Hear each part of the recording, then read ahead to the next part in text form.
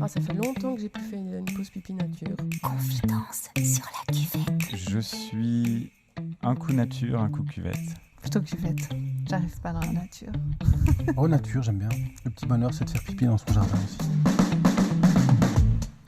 Est-ce que j'ai un petit rituel? J'ai pas l'impression. Je me souviens pas d'avoir fait un truc dingue dans des toilettes. Toujours essuyer la porte. Il faut que ce soit propre. J'ai besoin d'avoir toujours les pieds sur un tapis. Est-ce que je suis du matin ou du soir? Je peux attendre pour être chez moi et dans ma toilette, en fait. C'est mon endroit, en fait. C'est ça aussi. C'est ma toilette. Un micro qui ne fonctionne pas, voilà. Ce rapport qu'on entretient avec les toilettes, finalement personne n'en parle, mais quand on tend l'oreille, tout le monde a toujours quelque chose à en dire. Eh bien, c'est de ce constat qu'on est parti avec Stéphanie pour créer cette série de podcasts qu'on voulait intimistes sur le ton de la confidence, voire de la confession. Et on s'est dit que les toilettes, ce lieu que tout le monde fréquentait, eh bien, c'était un bon prétexte pour partir de l'intime et aller vers le public, pour explorer les frontières entre l'intérieur et l'extérieur, entre un invité qui se raconte et l'auditeur qui écoute.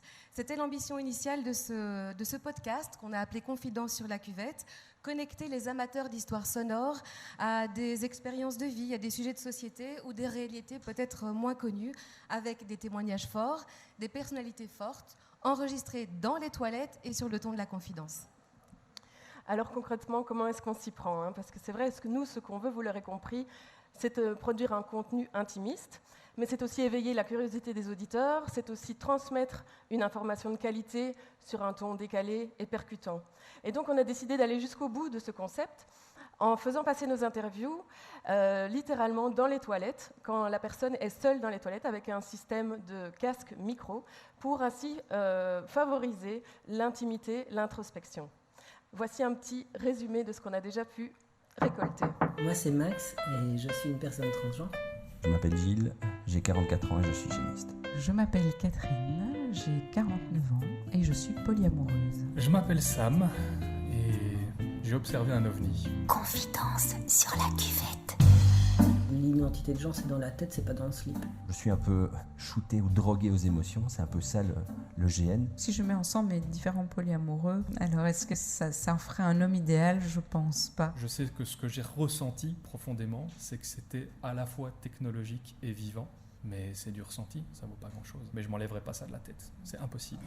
Confidence sur la cuvette. Alors Gilles et le jeu de rôle grandeur nature, Sam et les ovnis, Max et le genre pluriel, Catherine et le polyamour, ce sont les 4 premiers intervenants qui ont accepté de jouer le jeu de l'interview sur la cuvette.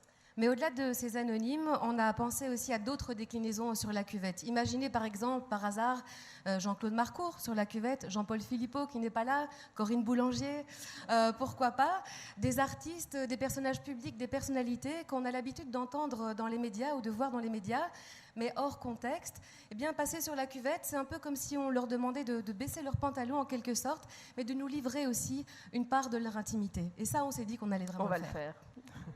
Alors la troisième déclinaison de notre concept, elle est plutôt événementielle, dans le sens où la cuvette, elle peut être une installation insolite que l'on peut placer sur un festival, par exemple. On pense par exemple au Kick Festival, Festival Esperanza, mais il y en a bien d'autres. Et cette installation permet en fait de faire vivre au public une expérience sonore décalée. Et puis la cuvette peut devenir aussi partenaire de votre événement. Imaginons que vous organisez une conférence, vous pouvez faire passer vos participants, vos intervenants, votre public sur la cuvette pour récolter du feedback sous forme de podcast. Et ça, on va le faire aussi. Yasmine. Effectivement, on va le faire, pas plus tard que ce soir. On vous en reparlera dans quelques instants. À ce stade, où en est-on? Eh bien, on travaille principalement sur la création de nos contenus. On prévoit de diffuser un épisode de nos cuvettes toutes les 3 semaines. On est déjà présent sur les réseaux sociaux. On a diffusé des teasers, un premier épisode, un deuxième qui est en cours de création. Et on est très heureuse parce qu'on se rend compte que cette petite communauté de cuvettes, comme on l'appelle, eh bien, grandit avec enthousiasme. Alors, comment envisager la suite? En fait, pour nos productions propres, on cherche notamment des sponsors, mais aussi des partenariats avec les médias qui pourraient diffuser nos épisodes, ou alors co-créer avec nous des épisodes spécifiques sur des thématiques spécifiques. On pense par exemple que le magazine Trends Tendance pourrait être intéressé à créer une série des patrons sur la cuvette dans le cadre des élections de leur manager de l'année. Il y a ça, il y a aussi cette déclinaison qui pourrait s'adresser aux sociétés. Donc celle-ci pourrait utiliser notre concept comme support de communication. Imaginons le Cercle de Wallonie, par exemple, qui veut présenter de manière insolite les grands patrons. Imaginons aussi le réseau Transition qui veut mettre en avant des acteurs particuliers. Tout ça, c'est possible, comme d'autres choses encore. Et enfin, on travaille vraiment à la version mobile et physique de cette cuvette événementielle. Donc ça requiert de tous les aspects techniques, mais jusqu'à la recherche de sponsors et de partenariats. Et à ce titre, voilà, on a décroché un rendez-vous avec les Cathy Cabines. Vous voyez, ces toilettes de chantier bien connues chez nous. Et on croise les doigts.